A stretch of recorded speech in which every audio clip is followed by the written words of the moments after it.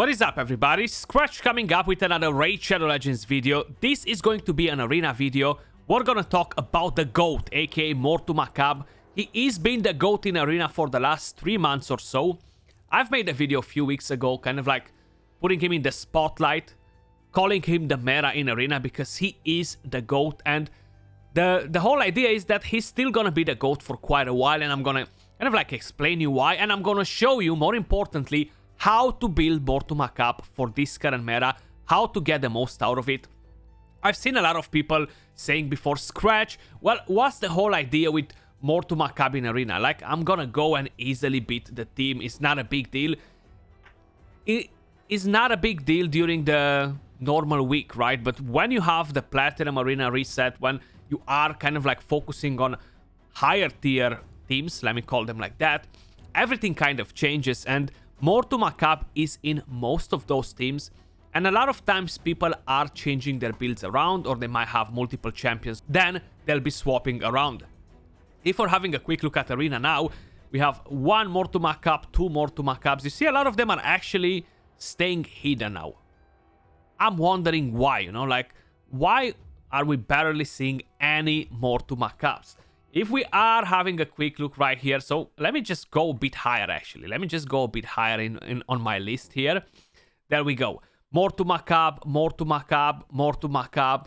If we're gonna scroll a bit higher, most probably we're gonna find the same situation. I know I took a break. I'm just curious if it was at around the same time. Mortu Macaab, Mortu Macaab, Mortu Macaab, Mortu everywhere. And this has been quite a while ago. In August, okay? This is from August. So we are in October now, which is pretty damn crazy. Let me scroll all the way down. I actually missed the screenshots from last week. I normally have them all the time here in Discord, guys. If you haven't joined my Discord, the link will be in the description down below. Basically, there we go. 1 more to 2, 3, 4, 5, 6, 7. They are everywhere, okay? 8, 9, 10, 11. They're literally everywhere. That's kind of like the whole idea. I know a lot of people are wondering, like, Skratch, why would I actually stress about Mortu Macaab? It's not such a big of a deal. If you have the right team, if you have the team built properly, if you have more to build properly, he is going to be a problem because it brings in so much RNG. And now we have the blessings, which are bringing even more RNG to the fight, guys. Kind of like creating a lot of frustration in arena, because it feels like it's at that moment in time, you know. So Mortu Macaab, I don't have mine empowered. I do have him awakened with 1 star. And yes, of course, you guessed it right. He is on a stone skin. And that is very, very important. I do have reaction on him. I don't have him very fast. I don't have crazy HP on him. And I'm gonna explain you pretty much everything in just a second. But talking about what makes Mortu so special is the peril, the secret skill, right? Attacks 1 enemy 2 times, will ignore shield block damage as well as defense. Enemies killed by this skill cannot be revived, which can create a massive problem for the opponents.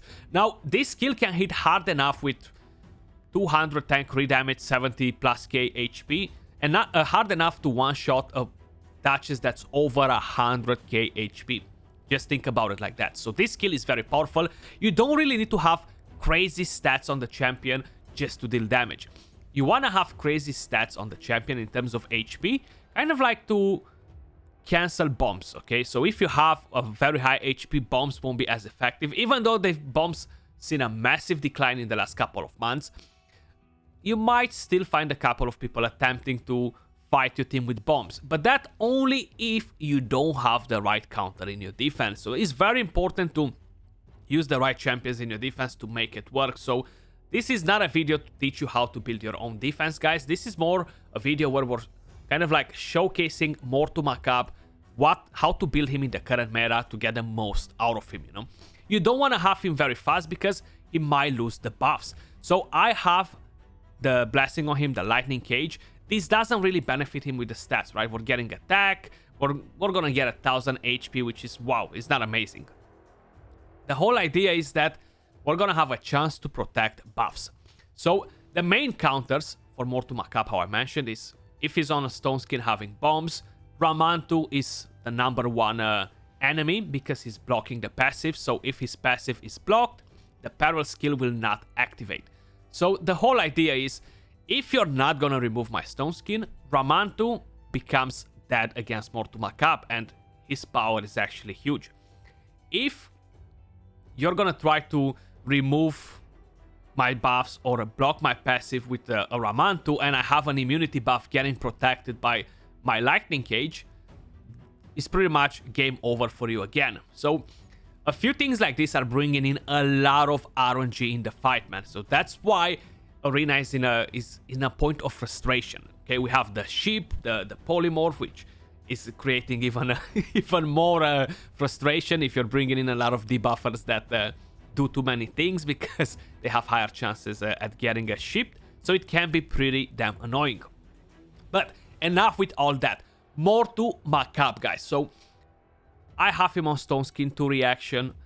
Total stats on him: 94k HP, 2.5k attack, which doesn't matter, 2.9k defense, 133 speed, 101 crit rate, 254 crit damage. The only thing that I would like to have higher is having more accuracy, because the next big counter for Mortu Macaab is Leorius and his block and his unkillable buff from the passive. Okay, so that is the next opponent for Mortu, Leorius. So the way we could stop Leorius from being a threat is by having accuracy on your Mortu Macaab and actually landing the block buffs on Leorius. Then his passive won't come in play and won't save him when Mortu decides to use the peril against Leorius. So it's very important to try and have some accuracy. Unfortunately for me, it's pretty low at the moment. I wish I could empower the champion, have better substats on my Stone Skin gear to actually get accuracy instead of the resistance, and that would make my build much better. But it is what it is. So I'm gonna show you every single piece of gear that I have available. So this is the weapon right here, you see? Resistance, I don't need it. I wanna have accuracy instead. I have no accuracy on the helmet either. No accuracy on the shield either, unfortunately. No accuracy on the gloves. We have a HP chest piece, again with no accuracy. You see, that's what I'm talking about. I have no accuracy on them. HP boots, but no accuracy. I have resistance instead. Then I have a, most probably not an HP ring, but it does have the HP substat. I don't have a crit damage amulet. I have a defense one where I have accuracy and crit damage. How I mentioned, you don't need to go overkill with the crit damage. The peril skill will obliterate enemies anyway. And of course, I have an HP banner. In terms of masteries, guys, I have offense and defense 3.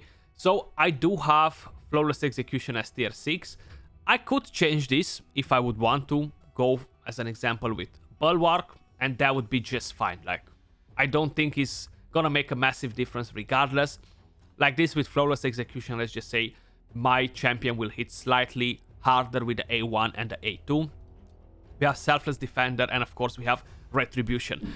I definitely don't want him to be very fast. The reason for it is because he already has the passive that has a chance to fill this champion's turn meter by 25%. So think about that, the opponent will actually attack your champion, will boost their turn meter, and then he will be way too fast and will lose the buffs before he gets to use the peril, and then it's gonna be pretty much game over on the champion here, you know. Now, let me quickly show you a few fights in Arena. So it's gonna be a bit harder to find the teams that will attack us, but just as an idea, I'm still gonna put him out there and we can see how he's going to react. So I'm gonna try to think more of a defensive team instead. So these teams right here are attacking a lot of Mortu. So they're gonna come in with Cupidus, and they're gonna bring in an unkillable champion, or they're gonna try to do some different things. And like that, they think that's it. They're gonna get it done, you know. It might happen. It might happen. Don't get me wrong. It's a big possibility for it to happen. I'm actually gonna have to create a preset maybe, or just I'm gonna manual to make sure the champions are gonna use the skills in the order that I want them to do it, you know. So let's just say I would go in with a defense like this. I want to have that speed. I can't let it go straight on auto because I want to make sure I'm using the right skill on Warlord. If not, he's doo-doo and he's gonna do the wrong thing. But as an idea, let's just say we're gonna go in like this, full auto. They're gonna get locked, or they might have enough resistance or whatever. We actually already used the peril skill on Mortu, and we hit reaction most probably, or Yeah. But there we go. There we go. That's what happened. So because they attacked us so often, and my Mortu is still on full HP, we actually managed to obliterate their nuker, and from here on, it's gonna be just like a walk in the park. It's gonna be actually a win, but it's gonna be slow, and I don't care how slow he's gonna be, because he's gonna be in my defense. I'm not gonna use him in the offense, you know? So because of it, I really don't care how slow, fast it's going to be. I'm actually gonna change Warlord in the next fight and attempt to do it against a similar team without Warlord. There we go. 3 minutes and 16 seconds. This was probably the longest fight of my life. Now, I'm gonna find a team. This right here, we have a buff stripper. That Valkyrie, she is built for damage 100%.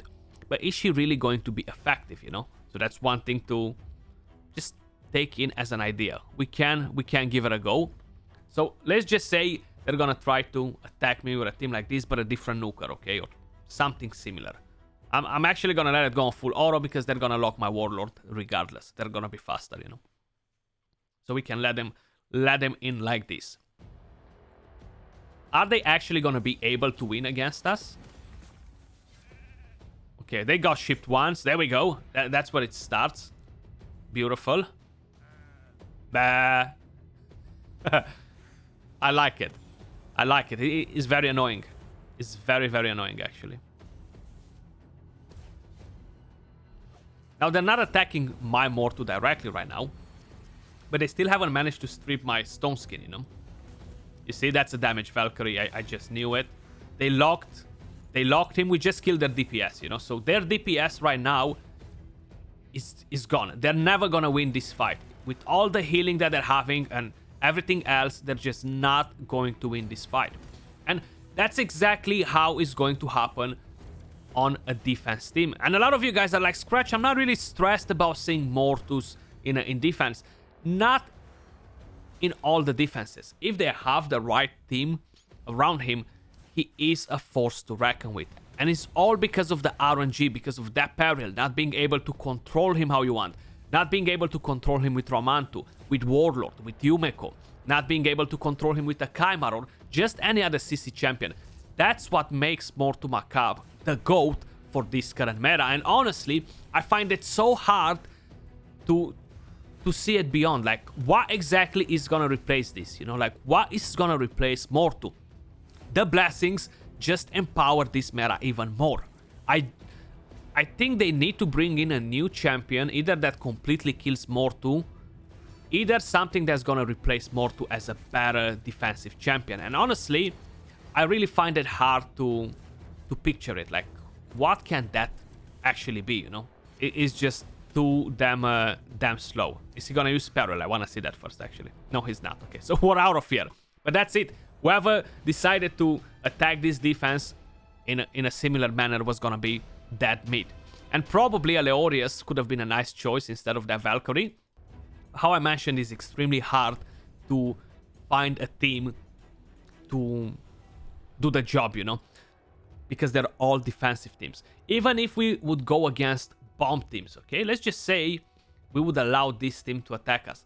I would have probably, let's just say, if the bombs would be the main issue, I would probably have some sort of different defense. Let's just say instead of that, I will have this, okay? So maybe we would go in either with a Hegemon, and let's see what exactly would happen like this. I would have him set to use the A2, so let me just make sure I'm using that. You see, because it's stone skin, that's why you gotta make sure you set your Hegemon on that, and there you go.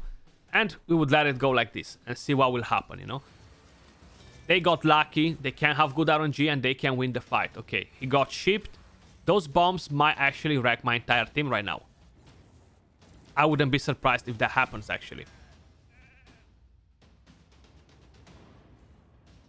My Duchess was on stone skin, so that can be dangerous. We haven't managed to block anybody right now. So we haven't blocked the revive on nobody. Duchess survived with barely any HP. That was actually crazy to see her survive like this. But Mortu is dead. So they actually won fair and straight, you know. So GG's. Bombs actually managed to beat it in this way. What if I would change a different champion. Like, maybe I would bring in a cleanser, because the bomb meta would be back just as an idea, you know? So, let me just... I don't know. Where are we? Where are my cleansers? There we go. Hopefully she has gear on. I could have used the Mithrala, actually, but I didn't thought about it for some reason. She wasn't gonna get locked by actually, maybe Yumeko was gonna lock her with all that on. But you know what happened right now? They haven't managed to strip the stone skin. I have the immunity on. So, he used his bomb skill, right? I don't even need my cleanser here, actually. I don't even need a cleanser because Mortu actually has all the buffs on. And because of it, my team, at least my main champion in there, managed to stay up and running. It's a bit of a different story right now that he actually got clapped on a bit, which is fine. Not a problem. Duchess died. I don't have very high HP on my Duchess, actually, because I have a pretty high speed on her. But all around, it's still a long fight, you know? And it could have better RNG. There we go. My cleanser just came in play. If there were bombs on my Mortu, that was gonna get sorted. But now we blocked the revive on his DPS. And I can tell you for sure, they're never going to kill my team now. They are never going to kill my team with their 3 support champions. Like, having Wither in here, having Wither in here is gonna be just painful. It's gonna be painful. So this again is gonna be a very long fight where Mortu is gonna block the revive on another champion. And it's gonna take over 3 minutes to win, probably, for us, you know. But that's how it goes. It's funny how all these things change in Arena. Venus and Cupid as being the main offense GOAT, then having Mortu Macaab as the main GOAT in your defense. It's just funny enough to see it. Yes, Duchess is strong. It's kind of like very important to have her in there, having Necret, but they don't offer you a win condition. Mortu Macaab offers you a win condition. Bang, 4 block revives on the entire team. And this was a fight that I thought that we might lose once I've seen the other champions dying in my team. But guys, that was all for this video. Let me know your thoughts in the comments down below. Appreciate all of you guys watching, and I'll catch you all soon in the next one. Peace.